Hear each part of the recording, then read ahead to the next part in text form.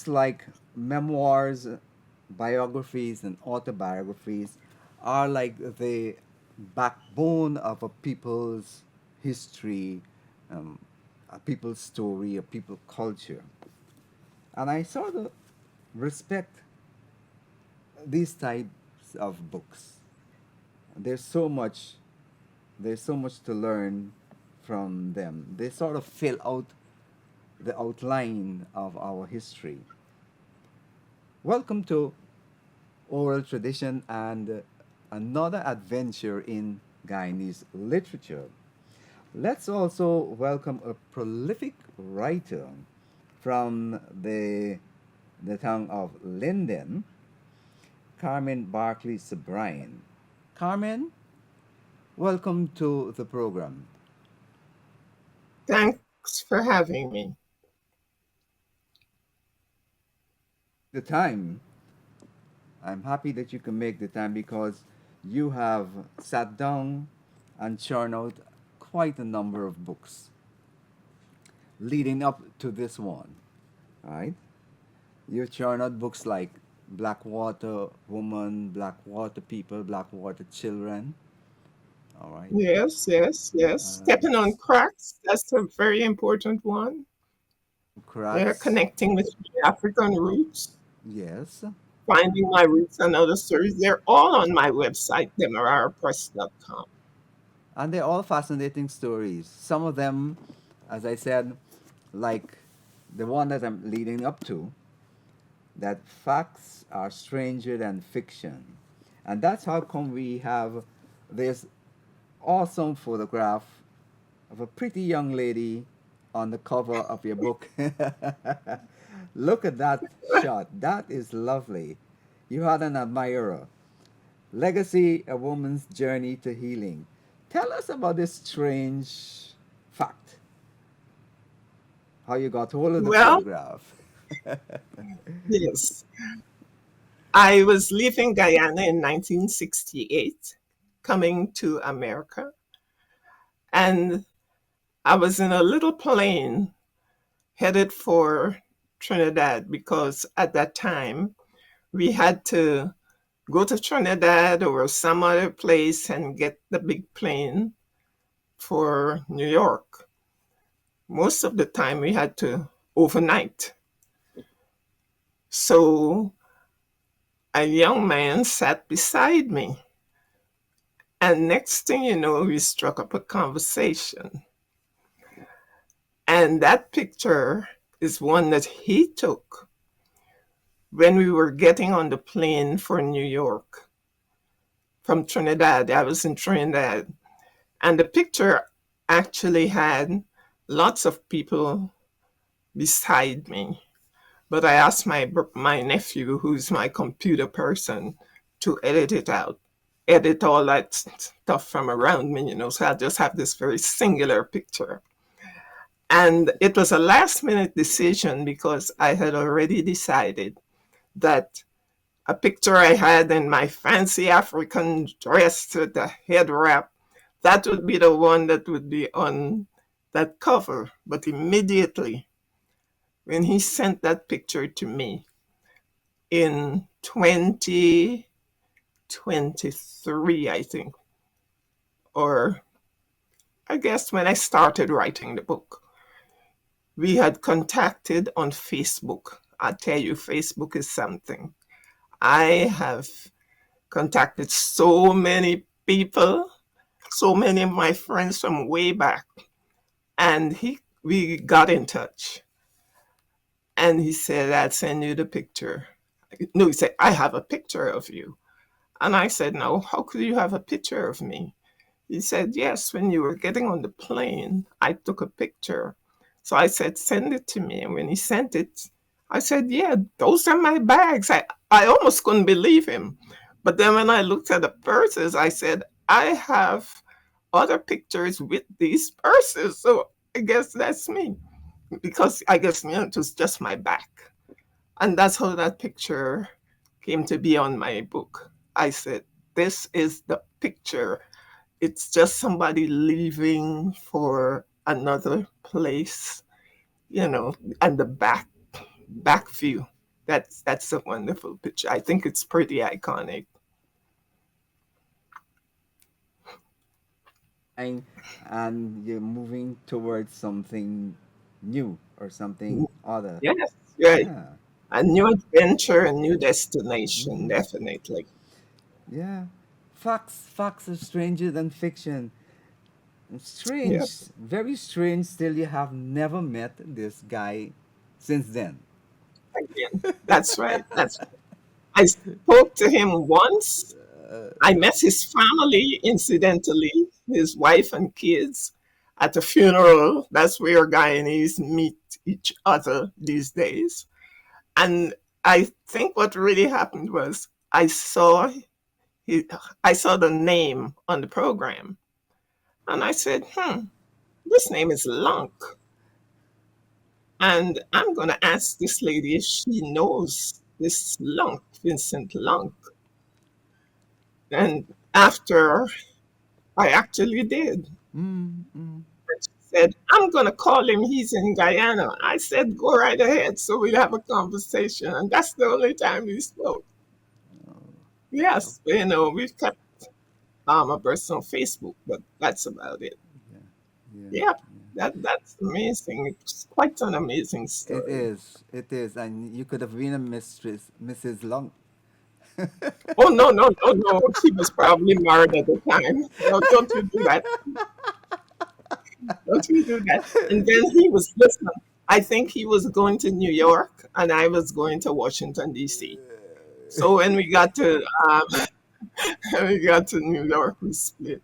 I had to get a plane to continue on. All Yep, right, and that's how I ended Carmen. up here. Yes. This subtitle here, A Woman's Right. Journey to Healing. And we've got to go back to the picture again. I mean, there is something that needs to be healed. What was bothering you? What was ailing you? What was on your mind when you, well, addressed this title? Well, when I actually put the words "A Woman's Journey to Healing," Uh huh. because this book has several subtexts, and one is my relationship with my mother, with my family in Guyana, etc. So I definitely had to put that in there because if you're writing a memoir, you write a lot about your family and so on. And the first part, I think within the first 2 pages, Mm-hmm. you probably see that I have an introduction or a preface Yeah. where I talked about changing my name.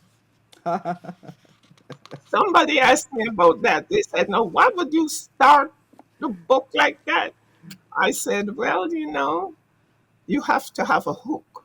You have to have something to draw people in." Yeah. Yeah. And I Yeah. think that really did That's because, that's the novelist in you. That's the fiction oh, writer. definitely. Yeah, that's the fiction right in me. You have to Yeah. draw the people in. Uh-huh. And it is where I was telling the immigration officer um, that I would change my name. I would take my mother's name, my mother's middle name Mm-hmm. out.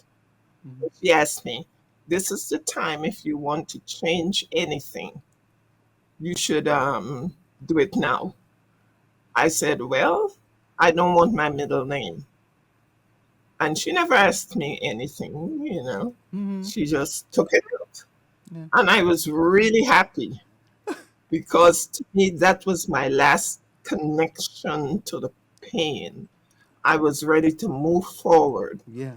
As a Yeah. friend of mine who has read this book said, it's psychology, it's philosophy, Yeah. it's history, Mm-hmm. it's a whole lot of things. And I actually put that on my website, put her little critique on Yeah. the website, Yeah. Yeah.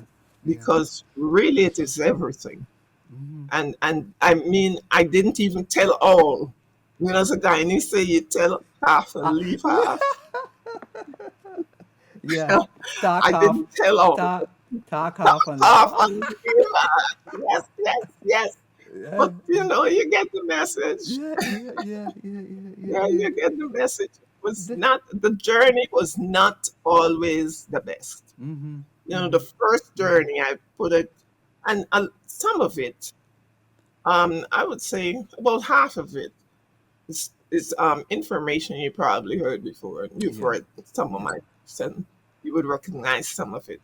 Journey one, for example, Mm-hmm. that's my life in British Guyana. Yeah. And until when I left in 1968. Then Journey two, that's when I was in Washington, D.C. and Maryland. My my and my Howard days were long, as you know, 41 years at Howard as a teacher. Oh. Mm. Yeah, but over 40 from 1968 to 2015 when I retired. I Congratulations. I never moved from Howard. I mean, my daughter used to tell me, I know every crack on Howard's campus because she even went there for preschool. Yeah, Both yeah, of them went there for preschool. Would you yeah, believe that? yeah. I would go to school in the morning and take them with me. And Howard had this preschool. Incidentally, it was run by an Indian Guyanese woman. Ah, Oh yes, and she did a fantastic job. yeah. Teachers, So, teachers. yeah, she had all these babies, had them there all day Mm-hmm, until the evening, and they were mainly children of faculty, mm-hmm, but I guess there were some others, mm-hmm. and it was very convenient for the faculty because many times universities don't have that kind of situation. That's my second journey. Then the third journey, that one is when I returned to Guyana Mm-hmm. in 2016, and I thought that I could remain there or just relocate if everything went well. But And you interviewed me about that one. I think you did in 2018. You did. And I was glad to come back after 6.5 months. I was really happy to come back to America. mm, So much happened. And I did recreate that in my memoir mm-hmm, because that was a very vital part of it. And of course, the last journey is the journey back to America. mm-hmm, And that's where I found my home, my real home. mm-hmm. They've been, I guess I have two homes because Guyana will always be my home anyway. But the Hey, one that I choose would be America. Because that's the one I've lived since 1968. It's a yeah, long time. Most yeah, of my life mm-hmm, I've lived here. yeah, yeah.